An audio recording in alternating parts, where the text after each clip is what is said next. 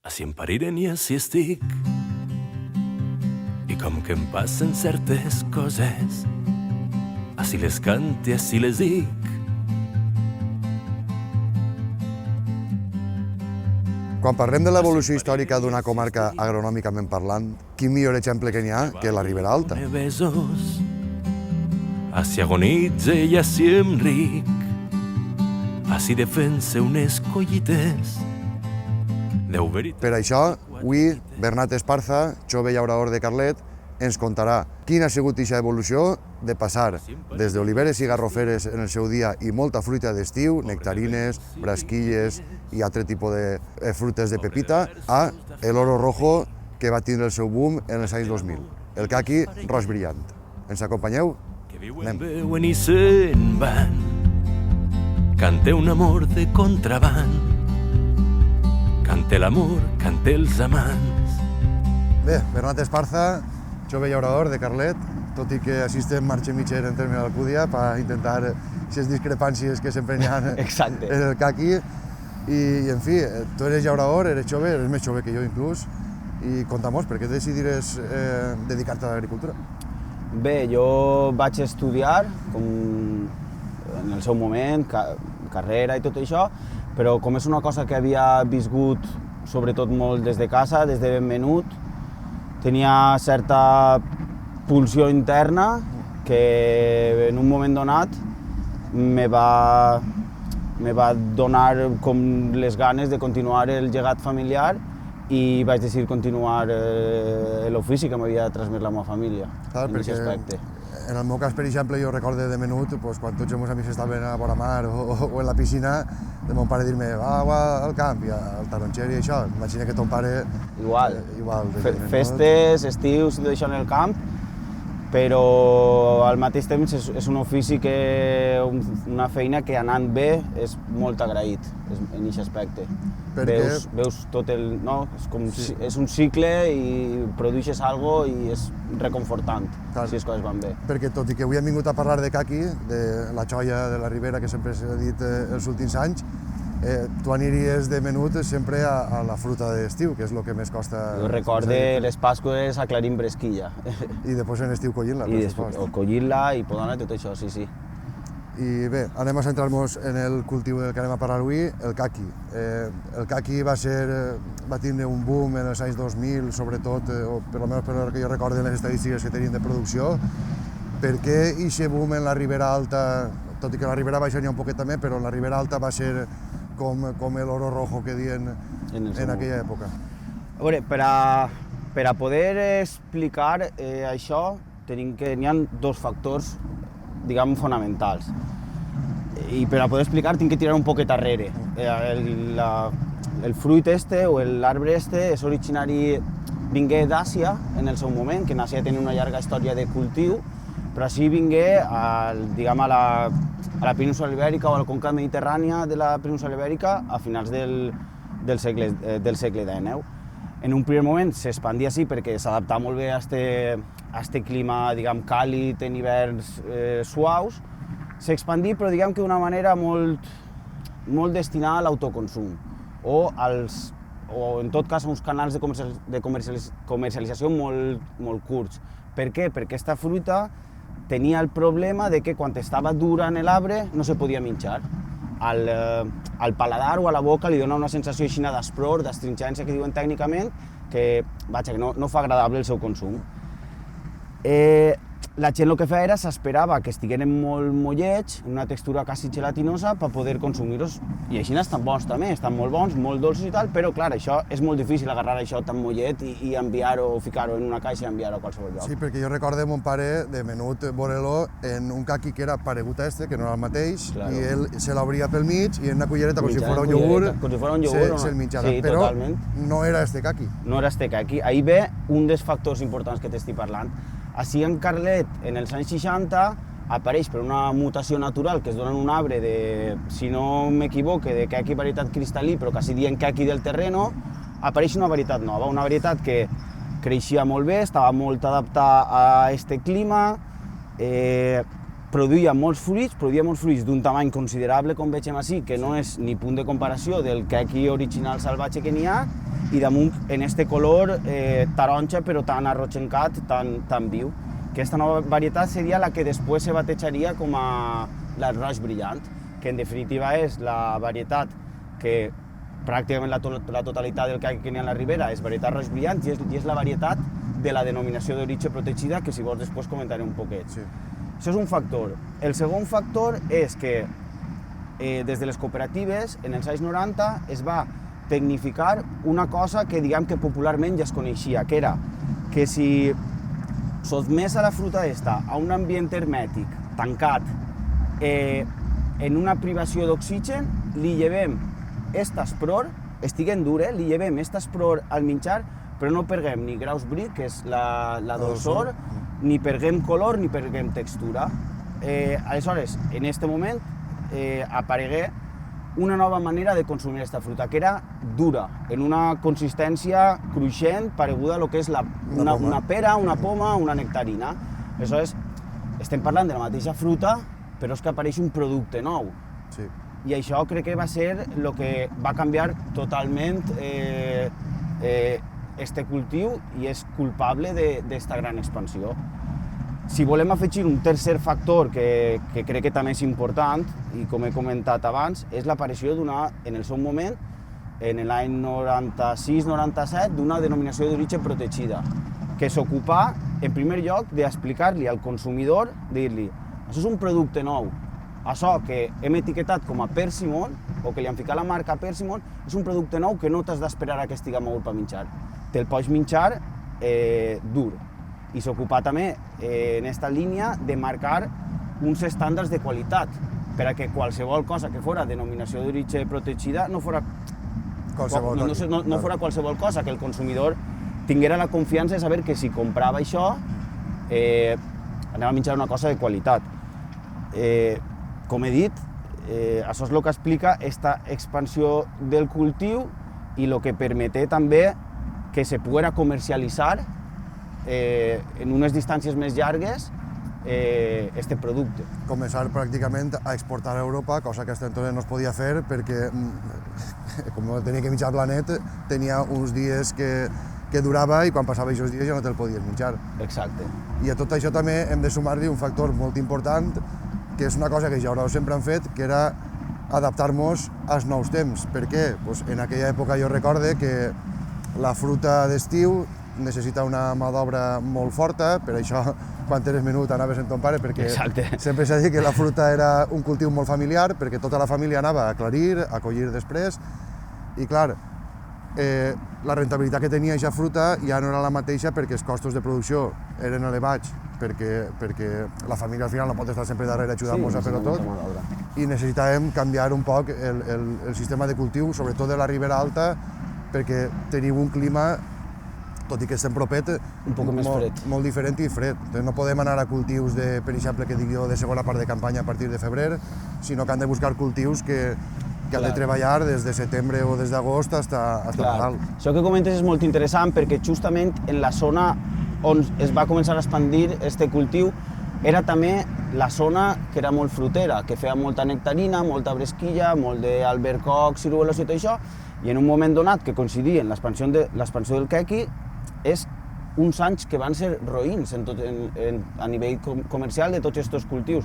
Aleshores, el quequi serví quasi com un cultiu, un revulsiu a la gent arrencar bresquilleres i plantar quequisers, perquè era una cosa que prometia. I després vingué, a partir del 2005 o 2006 per ahir, segons les estadístiques, el que va ser ja el boom del caqui, que tot el món començava a plantar caqui perquè era relativament un cultiu molt fàcil de fer. Plantaves, regaves, abonaves un poquet i ja està, ja no n'hi havia res més. I tallaves 4 rames en hivern, no n'hi havia res més. Davant dels èxits dels primers anys es va popularitzar molt, se va plantar també fora de la Ribera o de les Riberes, però afortunadament en alguns llocs no ha funcionat i això ha fet que la producció acabi equilibrant-se. Ara, en aquests moments, en la zona de la Ribera, estem parlant d'uns 350 milions de quilos, que és una cosa que encara pot absorbir el mercat d'exportació.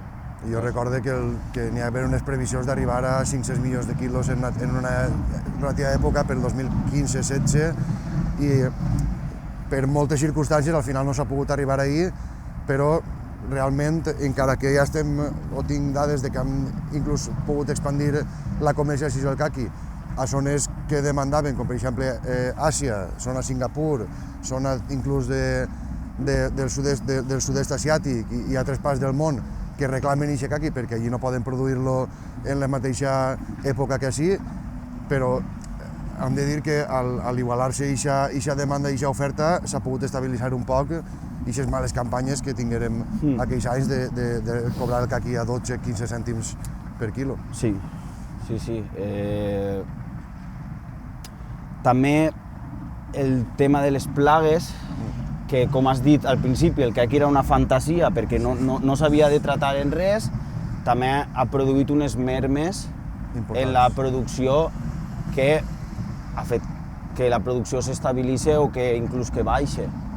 I això també comercialment, si produïm menys, al mercat també és més fàcil que absorbisca a un preu que ens puga permetre viure. Però això ha significat un augment dels costos de producció, perquè clar, de plantar el camp, tallar 4 rametes en hivern, regar i poc més els primers anys, ara tindre que entrar inclús de 8 a 10 vegades en el turbo, inclús per a que la gent ho entenga, ja no només la gent que fa convencional, inclús la gent que produeix caqui en ecològic també té que tratar-lo en altre tipus de productes perquè se'n va de mare l'hongo, se'n va de mare... Així com hem passat de no tindre plagues a tindre el fong Mycospharaela, que el pitjor és que si no se trata se veu a tall de collir. Se veu en setembre, exacte. Claro.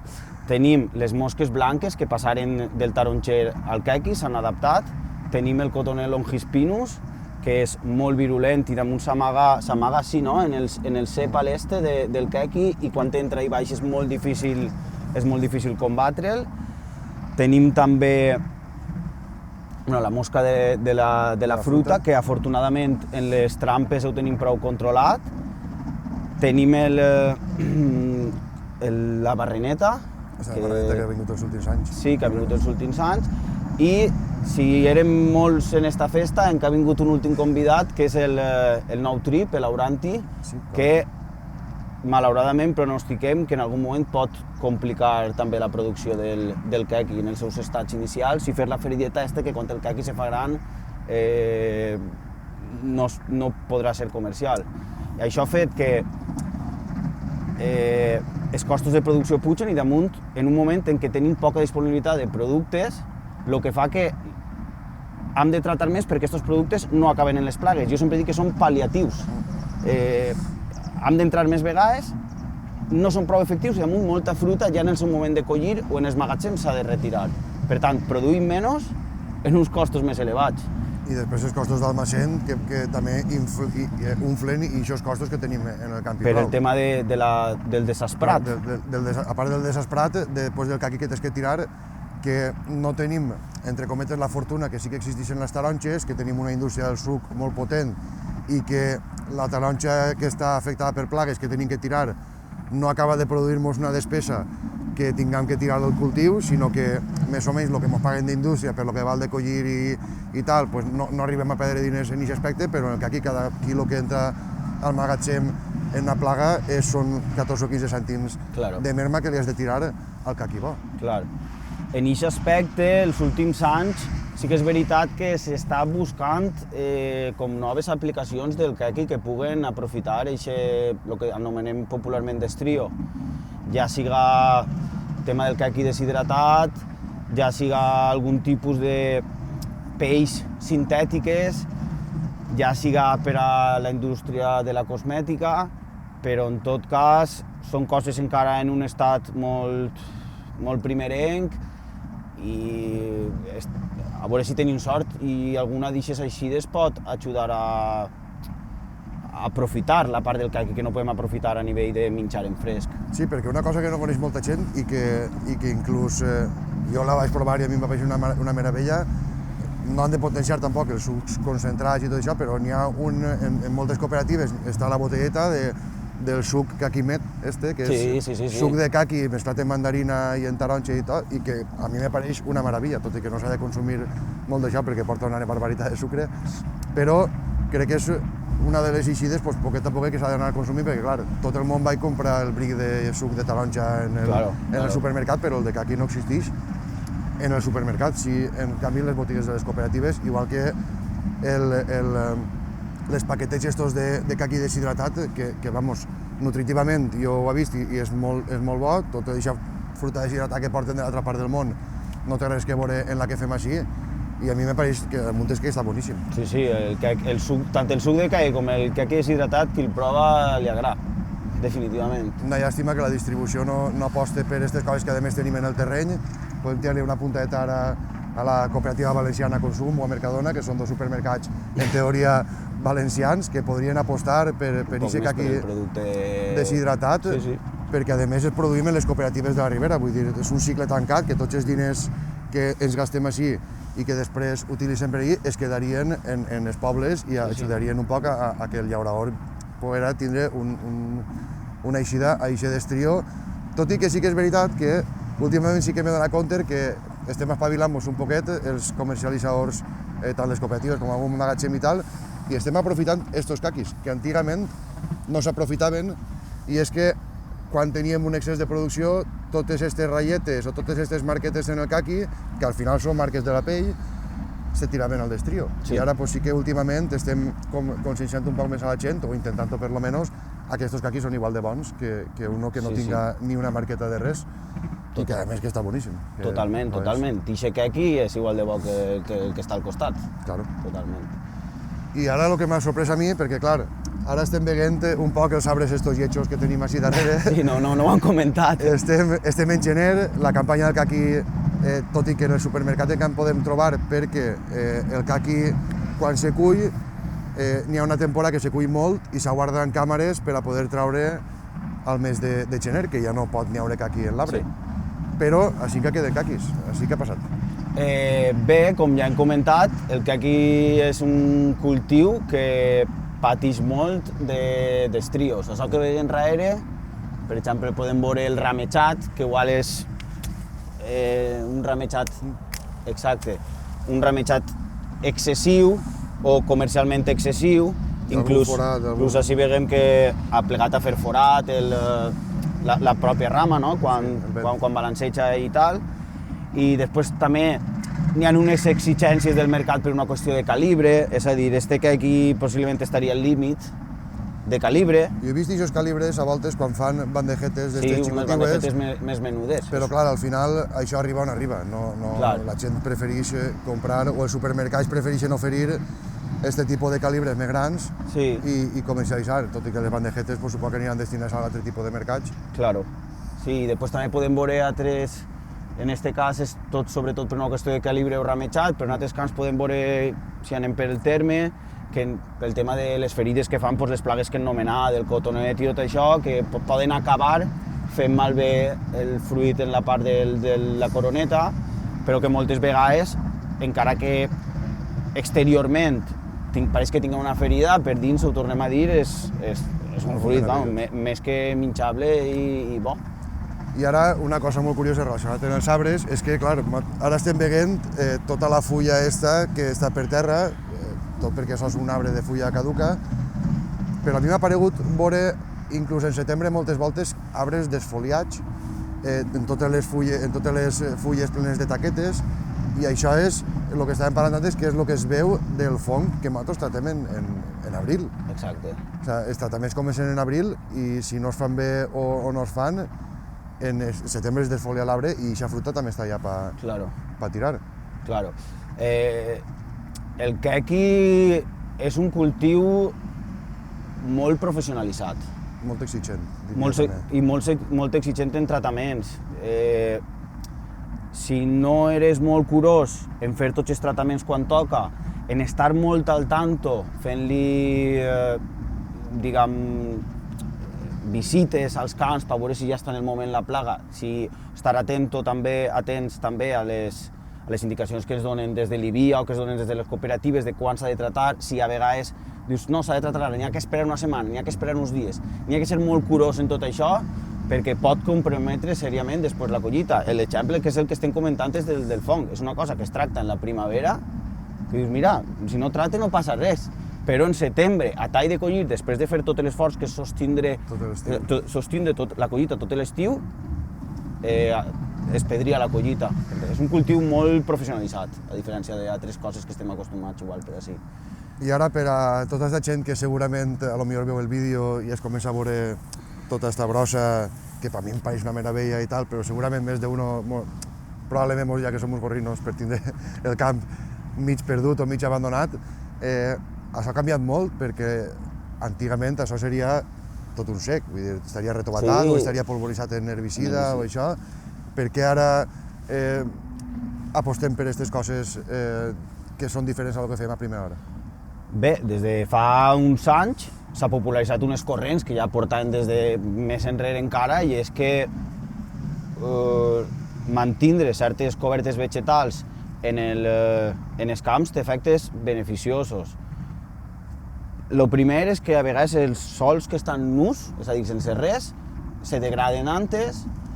Després també el tema en aquest cas, per exemple, que així n'hi ha gret, el que passa és que se va gelar d'estos dies que va fer fred, així n'hi ha gret, se pot veure alguna cosa. Les rosades blanques que sempre diem. Mos donaren compte en la gret, ja fa molts anys, que es ponxava la terra. Es ponxava la terra i això era beneficiós per als cultius. I després també el fet que el mantindre certes cobertes vegetals el que permet és que n'hi hagi una fauna que hem anomenat auxiliar, pugui viure-hi i ajudar-nos en combatre certes plagues. Per què? Perquè els insectes que puguen viure en aquestes brosses poden després menjar-se els insectes que sí que ens fan mal a nosaltres perquè sí que ataquen el fruit. Igual que poden haver també insectes que parasiten estos insectes no beneficiosos per a nosaltres. En tot cas, en tot el tema també d'aquestes lluites biològiques, jo soc prudent, perquè és veritat que quan vingué el gran problema del cotonet longispinus així, al mateix temps van eixir gent que va dir no, ja estem salvats en els depredadors o en els...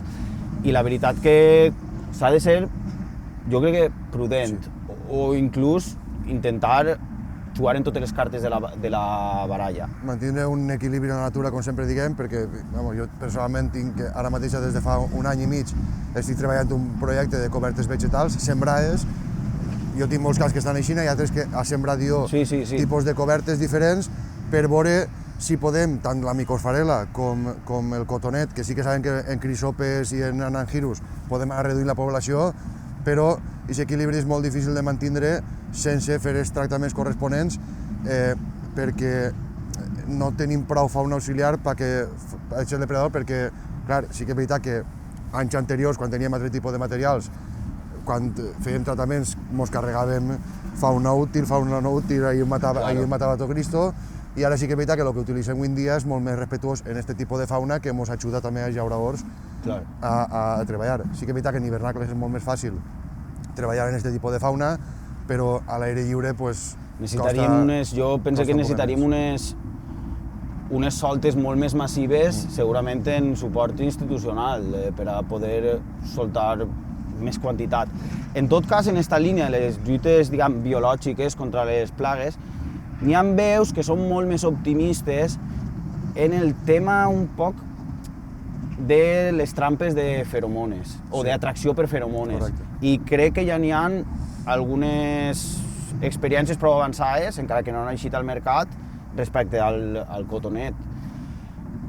En la mosca, en la ceratitis capitata, que és el que coneguem... Que tenim l'exemple de les botelletes, si es veu així, les botelletes que estan penjades en aquests arbres, l'únic que, conteu tu mateixa, se fiquen al mes d'agost. Sí, se fiquen el mes d'agost, el que tenen és com unes feromones que fan atraure al bitxet en qüestió, a la mosqueta en qüestió, que se queda ahí atrapat i mor perquè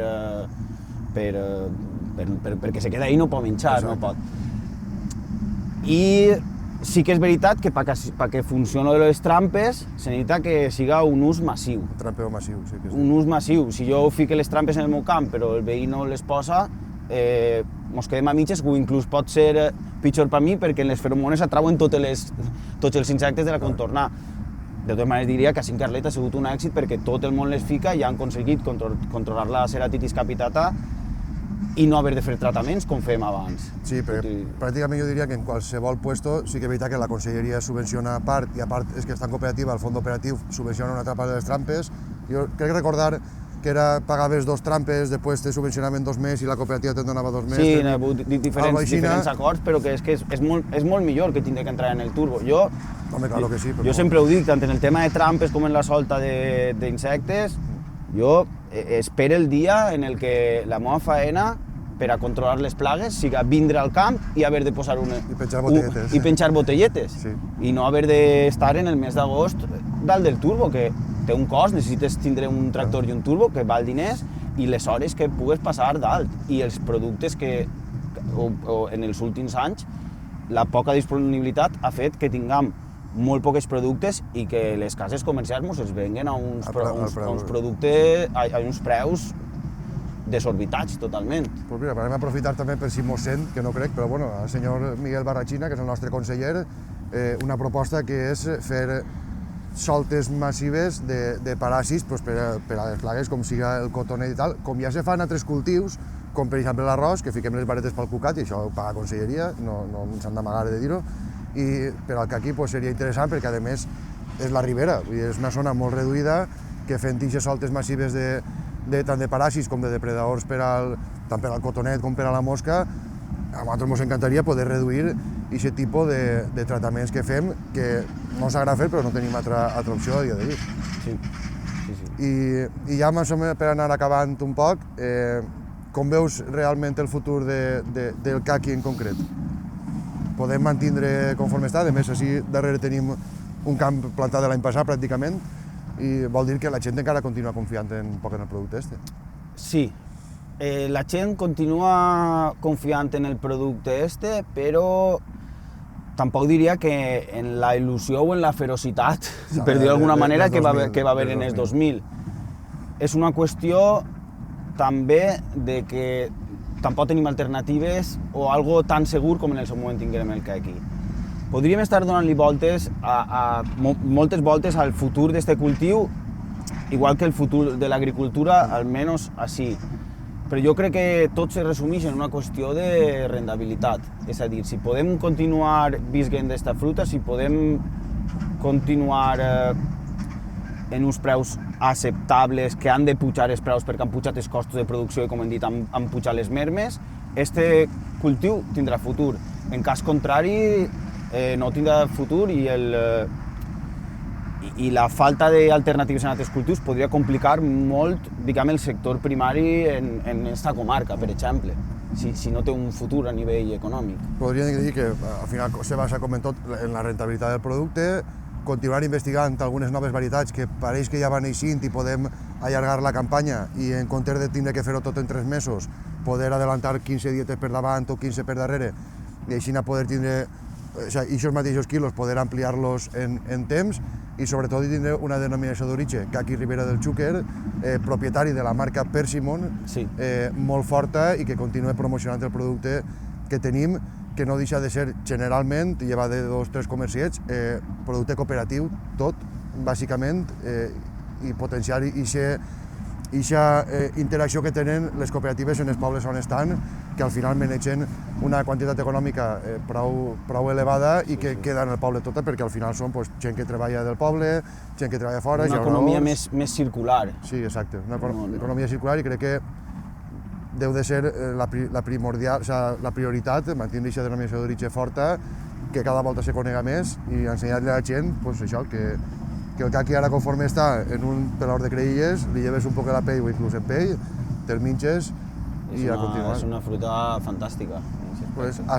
Calculo jo que finals de gener o principis de febrer encara podem trobar al supermercat i si no, espereu a l'any que ve, a finals de setembre, principis d'octubre, per a tornar a menjar caqui. Un tiquet de l'últim peatge abans de Sabadell, un paquet bomba que no va esclatar i conserva en algun lloc segur.